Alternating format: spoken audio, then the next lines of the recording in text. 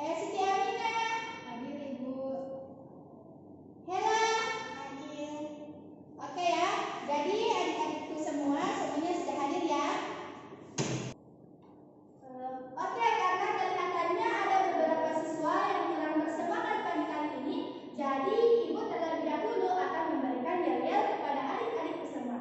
Ketika Ibu mengatakan, "How are you today?" kalian semua mengatakan, "Wow, incredible." Oke? Oke, Bu. Ya, kita coba ya. How are you today? Wow, incredible. Oh, luar biasa sekali semangat dari adik-adikku sekalian. Beri aplaus yang meriah terlebih dahulu. Sebelumnya Ibu akan merefresh kembali ingatan adik-adik sekalian. Nah, ada yang masih ingat pelajaran apa yang kita pelajari pekan lalu? Saya, Ibu. Ya, yang di depan dulu. Halo. Prinsip pewarisan sifat makhluk hidup berdasarkan hukum Mendel. Benar sekali ya jawaban dari adik Helawati. Jadi pekan lalu itu kita sudah belajar mengenai prinsip pewarisan sifat pada makhluk hidup berdasarkan hukum Mendel. Nah, saya mau bertanya kepada adik-adik semua. Pernah nggak sih adik-adikku bertanya, kenapa bentuk hidungmu sama dengan bentuk hidung ayahmu?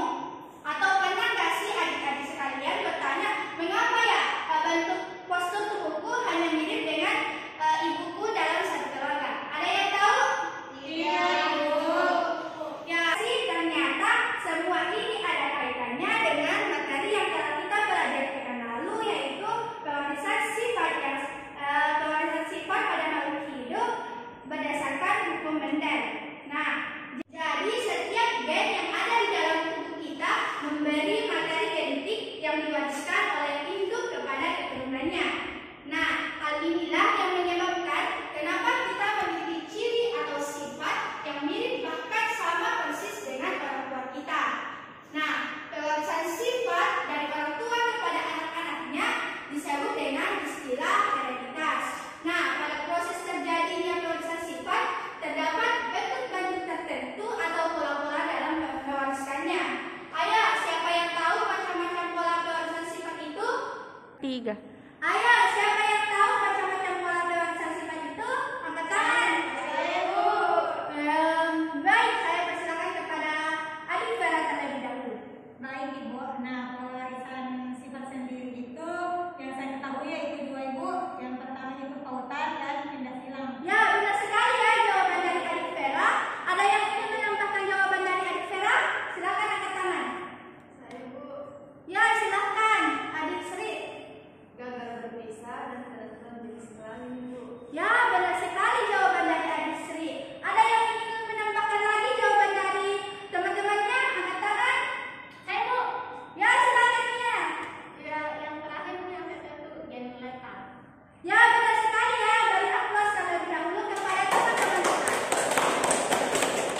Karena materi kita pada pagi hari ini yaitu pola pewarisan sifat pada makhluk hidup.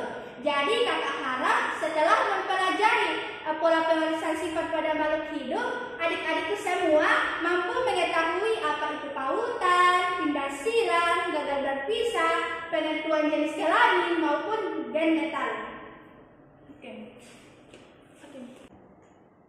Namun pada hari ini kita hanya belajar mengenai pautan,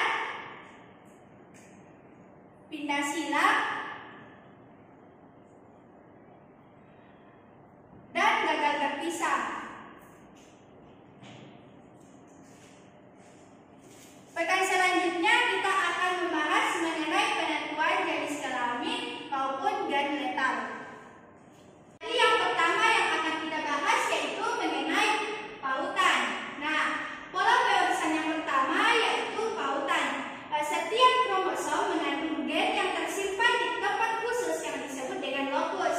Nah, gen-gen ini dapat berada pada kromosom yang sama atau kromosom yang berbeda. Selanjutnya yang kedua yaitu pindah silang atau crossing over.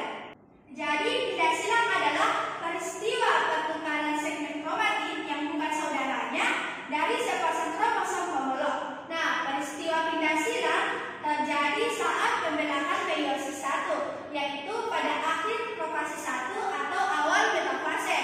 Nah, pada saat itu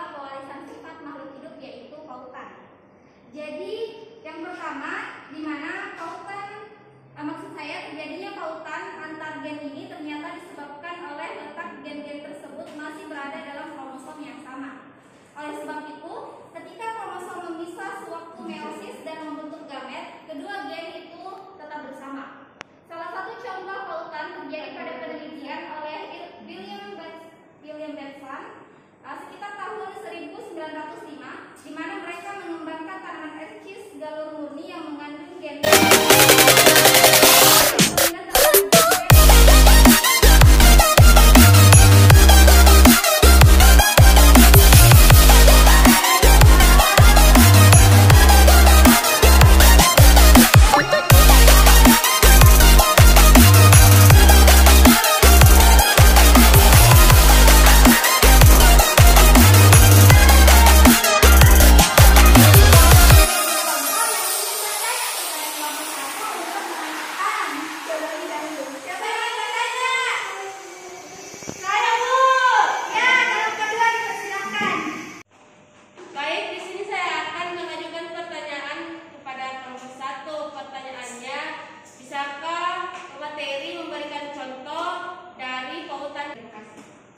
Bagaimana pemateri kelompok 1? Apakah ingin menjawab pertanyaan dari kelompok 2? Maaf Ibu, untuk contoh pautan kelamin kami dari kelompok 1 sepertinya belum bisa menjawab. Mungkin Ibu nanti akan menjelaskan lebih lanjut. Oh ya, boleh ya. Nanti saya akan menjelaskan setelah semua kelompok mempresentasikan hasil diskusinya. Ya. Selanjutnya saya persilakan kepada kelompok 2 untuk mempresentasikan hasil diskusinya di depan kelas. Ya, dipersilakan.